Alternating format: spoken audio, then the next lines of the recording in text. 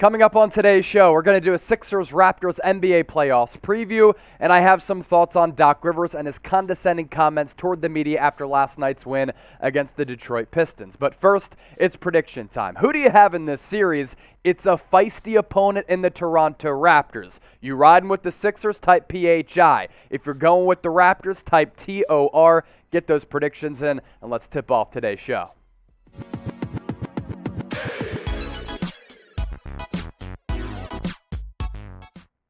All right, welcome into Philadelphia 76ers Now by Chat Sports. I'm Chase Senior. We start off today's show with Doc Rivers talking down to the media when asked about the playing time for Paul Reed. And I thought the question that came from the combination of Derek Bodner as well as Kyle Neubeck was a good question because they had just witnessed Paul Reed go off in the regular season finale in 21 minutes against Detroit.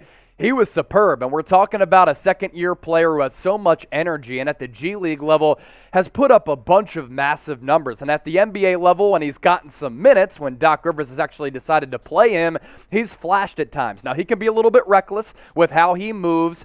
He is a little bit out of control at times, but honestly, I like that energy, and I want to see it more from Paul Reed. 25 points last night, was almost unconscious from the field, 12 of 14 from the floor, and Doc Rivers has asked, okay, you see how Paul Reed played tonight, would you consider having him as the backup center to Joel Embiid instead of DeAndre Jordan, because the non-Embiid minutes have been a problem for this organization, not just this year, but over the last couple of years. And Paul Reed is that dude who you really hate going up against in pickup. He starts defending you, and you're like, you know what? I might not get a bucket during this during this pickup game, because this dude is just going to be swarming me. And I think there is some value with what he can bring to the floor and the energy that he exudes and that he plays with. And I thought it was a totally reasonable question to ask, considering how bad on the other side DeAndre Jordan has been for the Sixers. The analytics are awful. He looks washed. He looks slow. And he doesn't bring the level of energy like Paul Reed does. Now, Doc does have a point. Paul Reed fouls a lot. That's true. But I think his energy can help change games. Now, Doc kind of took the opposite side of that argument and said, if Paul Reed goes up against some larger fives, when we plan on using him against smaller fives, he could get in foul trouble early. That can change a game. But I think what Paul Reed lacks in experience, as well as just overall basketball ability at this young point of his career, he can make up for it with his energy, with his hustle. And I thought that game against the Milwaukee Bucks back a couple weeks ago was a perfect example of that. How do you have Paul Millsap on Giannis for an extended stretch of time? Why not go with Paul Reed? And if he fouls Giannis, that's all good. You have fouls to use at your disposal. So I'd actually like to see a lot more Paul Reed in this playoff series, especially going up against the Toronto Raptors team that is uber athletic. And really, at the end of the day, Doc Rivers is delusional. He's been a long and successful NBA head coach. But at the end of the day, congrats on winning a world championship in 2008.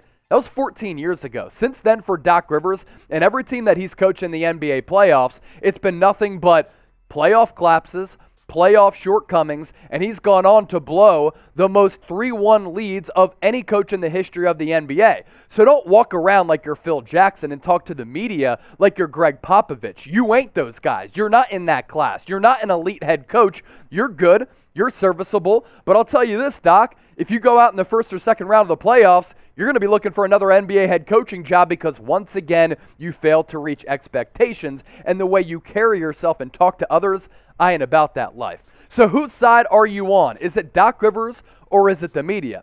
I'm going to side with the media. They see Paul Reed go off and they're like, hey, Doc, do you want to play him a little bit more? Because we see DeAndre Jordan just put in a blunder defensively. He doesn't bring a lot of value to this basketball team. Let me know in the comment section once more. And then coming up in just a few moments, we're going to do that Sixers-Raptors playoff preview. A bunch to unpack. The playoff schedule outside of Game 1 has not yet been released. We do know the tip time for Game 1 between Toronto and Philly. First, let's take a look at the Eastern Conference odds. Are the Philadelphia 76ers being disrespected here? The Milwaukee Bucks, number one in odds to win the East at plus 275, followed by the Brooklyn Nets, even though they're playing in the NBA play-in tournament, at plus 325. Miami Heat at plus 450, followed by the Celtics at plus 450, and the Sixers at 5-1 odds. Pivoting over to the Western Conference, Phoenix Suns at plus 115, Golden State Warriors at 5-1 odds, and after that, it's really closely contested, in my opinion, between the Memphis Grizzlies, Dallas Mavericks, and the Utah Jazz.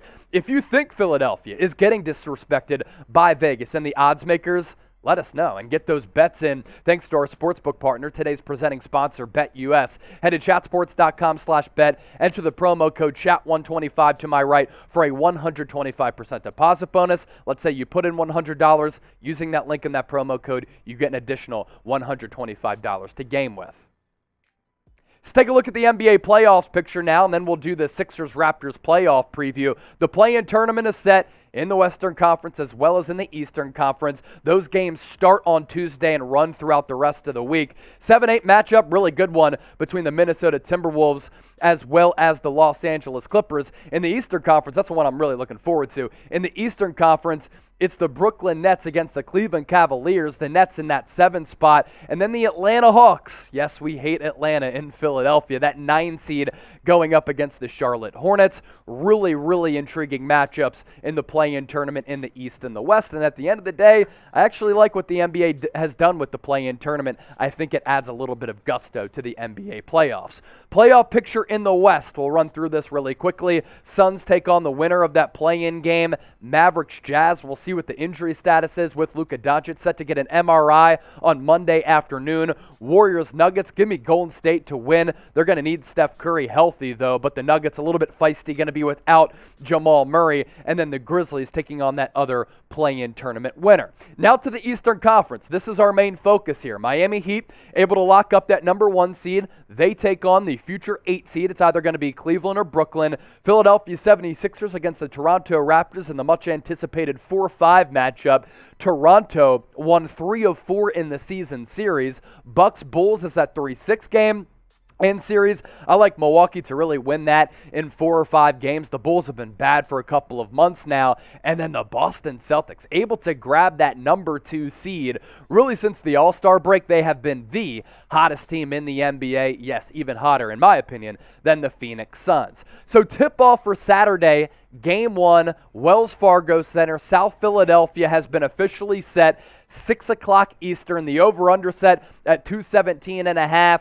And even though Las Vegas doesn't like the Sixers to win the Eastern Conference, 5th in odds to win the East, they do like Philadelphia as favorites in Game 1, thanks to that home court advantage. What's been weird, though, so far throughout this whole year, and really the last couple of years, the Sixers had one of the best home records in the NBA. This year, they're middle of the pack. Their home record, not as good as in years past, but still 4.5-point favorites in this game.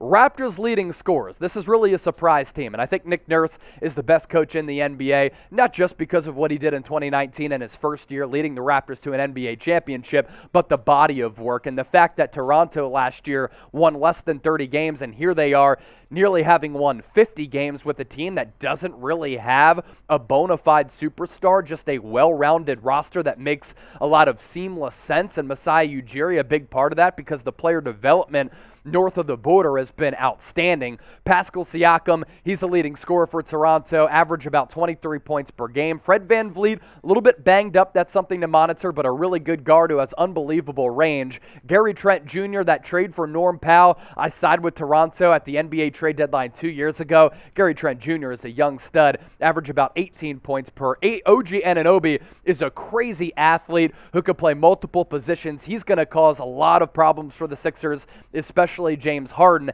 And then Scottie Barnes, the rookie sensation out of Florida State. I thought that Toronto was going to go after Jalen Suggs in the NBA draft to be the point guard replacement for Kyle Lowry. They go with Scottie Barnes, and honestly, he's given me some Kawhi Leonard flashes.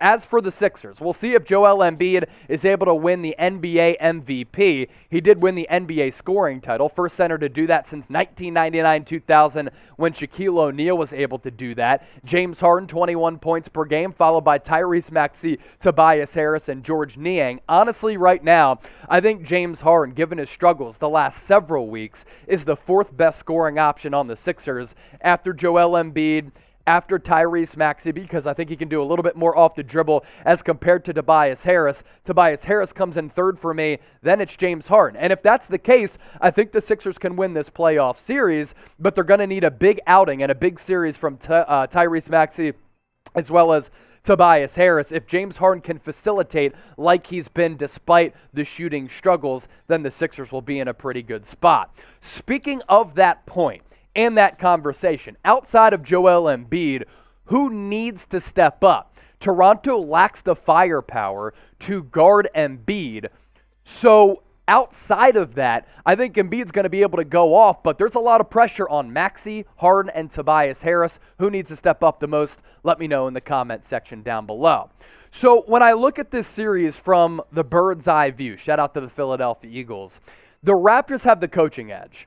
Nick Nurse is by far and away the better coach than Doc Rivers, and I think at points he's going to be able to run laps around Doc Rivers. If the Sixers win this playoff series, I don't think they win it because of Doc. They win because they have more star power, and they're the better basketball team. The length and athleticism for Toronto is a big concern for me in this series. James Harden doesn't have that explosiveness. Is it because he has a lot of mileage on the tires? Is it because of that hamstring injury? It could be a combination of both, but he looks a little bit slow. He looks a little bit sluggish. And Toronto, with Nick Nurse, they're going to swarm and double team him because they don't really fear him all that much, and he hasn't been able to knock down that step-back three-point shot, and he can't beat anybody off the dribble. So defensively, Toronto is really going to hone in on Harden by swarming him and bringing a couple of double teams. Maxey, Harris, we need big-time play for both of those guys. I want to see Tyrese Maxey play like he played in some of the best games of the season that he had, where he's aggressive, he's putting the ball on the deck, he ain't afraid to shoot it at the end of games, at the end of the shot clock.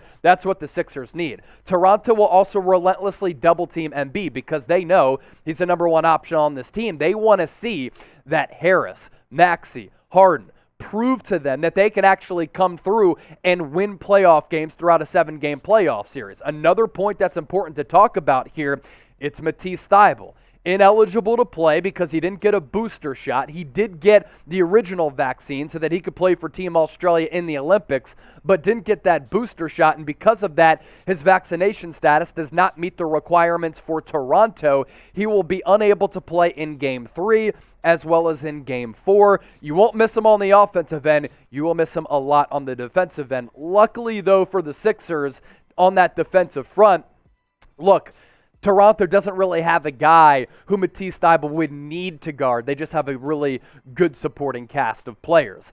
My last point here with this series and on this series preview, if the Sixers lose, I think Doc Rivers is gone.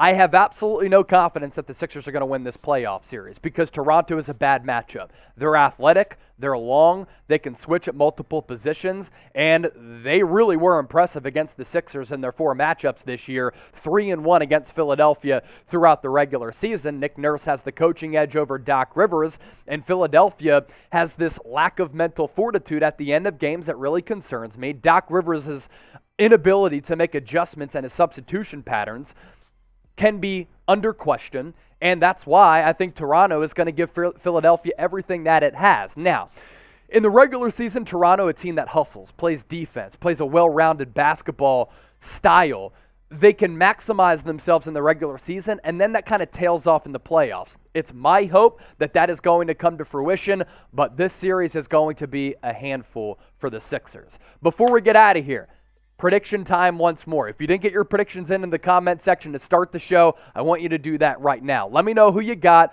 I'm going Sixers and 7, PHI for Philly, TOR for the boys above the border. Let me know. And of course, we're going to be breaking down all of the content here on 76ers Now, so make sure you subscribe.